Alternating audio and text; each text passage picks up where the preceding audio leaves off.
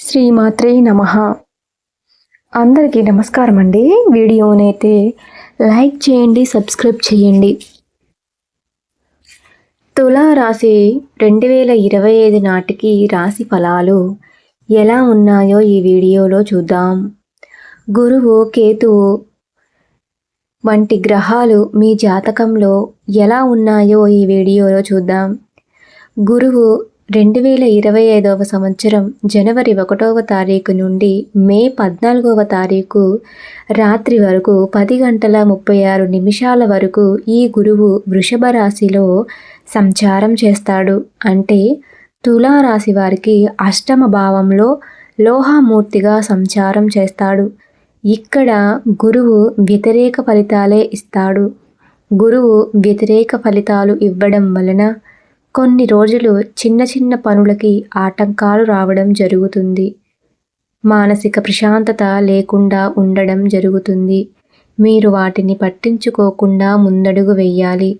ఇక ఈ గురువు 2025 సంవత్సరం మే 14వ తారీఖు రాత్రి 10 గంటల 36 నిమిషాల నుండి అక్టోబర్ 18వ తారీఖు రాత్రి 7 గంటల 36 నిమిషాల వరకు మిథున రాశిలో సంచారం చేస్తాడు. అంటే తులారాశి వారికి నవమ భావంలో రజితమూర్తిగా గురువు సంచారం చేస్తాడు. ఇక్కడ గురువు శుభ ఫలితాలు, అనుకూల ఫలితాలే ఇస్తాడు. ఈ గురువు అనుకూలత వలన దైవభక్తి ఎక్కువగా పెరిగి దేవుణ్ణి పూజించడం జరుగుతుంది. అలాగే ఇంట్లో ఉన్న మానసిక బాధలన్నీ తొలగిపోతాయి. ఇల్లు మొత్తం ఆనందంగా ఉంటుంది. మీరు అనుకున్న పనులు అనుకున్నట్టుగా జరుగుతాయి. మీ యొక్క బాస్ పట్ల మీకు సపోర్ట్ ఉంటుంది. మీకు ఈ యొక్క సమయం అనుకూలచితగా మంచి పని చేస్తుంది. ఇక ఈ గురువు 2025 సంవత్సరం అక్టోబర్ రాత్రి 7 గంటల 36 నిమిషాల నుండి డిసెంబర్ 31వ తారీఖు వరకు గురువు కర్కాటక రాశిలో సంచారం చేస్తున్నాడు. అంటే ఈ గురువు తులారాశి వారి దశంభావంలో స్వర్ణమూర్తిగా సంచారం చేస్తాడు. ఇక్కడ శుభ ఫలితాలు, అనుకూల ఫలితాలే ఇస్తాడు. ఇక్కడ గురువు అనుకూలత వలన ఉద్యోగాలు లేని వారికి ఉద్యోగాలు వస్తాయి. ఉద్యోగం వచ్చి బాధపడే వారికి ఆ బాధల్లో వారికి ప్రమోషన్స్ వస్తాయి. మీరు వెళ్ళాలి అనుకునే చోటికి వెళ్తారు. ఆనందంగా గడుపుతారు. శనీశ్వరుడు 2025 సంవత్సరంలో జనవరి 1వ తారీఖు నుండి 2025 సంవత్సరం మార్చి 29వ తారీఖు రాత్రి 7 గంటల 44 నిమిషాల వరకు తన సర్వక్షేత్రమైనటువంటి కుంభరాశిని సంచారం చేస్తాడు. అంటే తులారాశి వారికి పంచమ భావంలో సంచరిస్తాడు. ఇక్కడ శనీశ్వరుడు అనుకూల ఫలితాలు ఇస్తాడు. శనీశ్వరుడు అనుకూలత ఇవ్వడం వలన ఇంట్లో కొత్తగా పెళ్ళైన వారికి చాలా అంటే చాలా ఆనందంగా గడుపుతారు. ఉద్యోగం చేసే వాళ్ళకి వాళ్ళ బాస్ సపోర్ట్ ఉంటుంది. ఉద్యోగం లేని వారికి ఉద్యోగం వస్తుంది.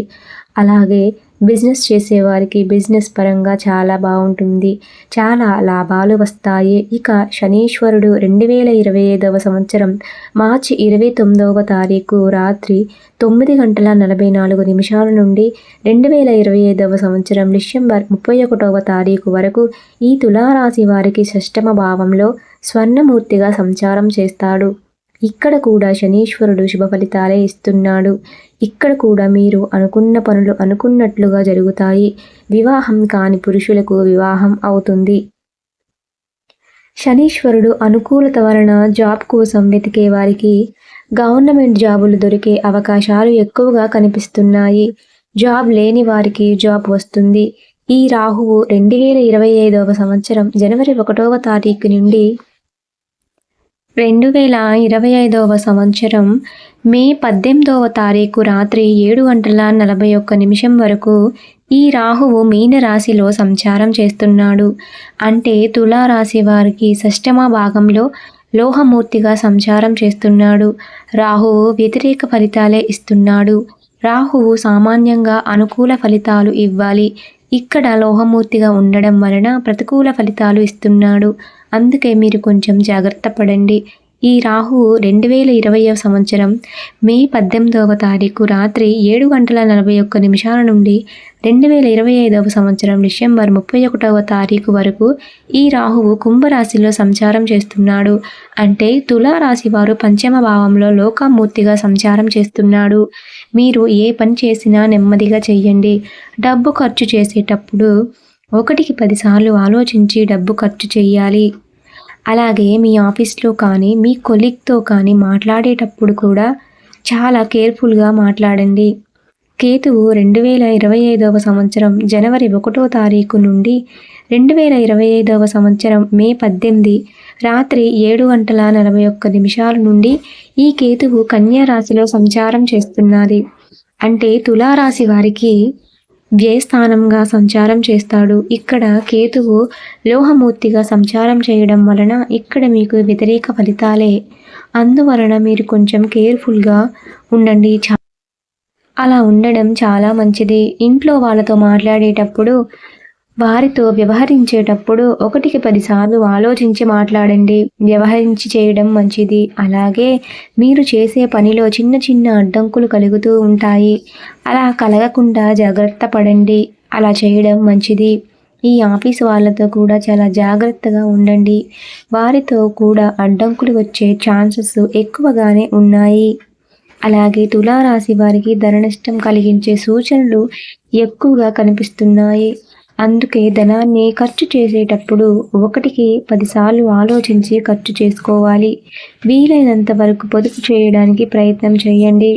తులారాశి వారికి ఈ విధంగా అయితే ఉండబోతుంది. కాబట్టి చూశారు కదా, తులారాశి వారు ఎవరైతే ఉన్నారో ఈ వీడియో చూసిన తర్వాత మన ఛానల్కి కామెంట్ చేయండి.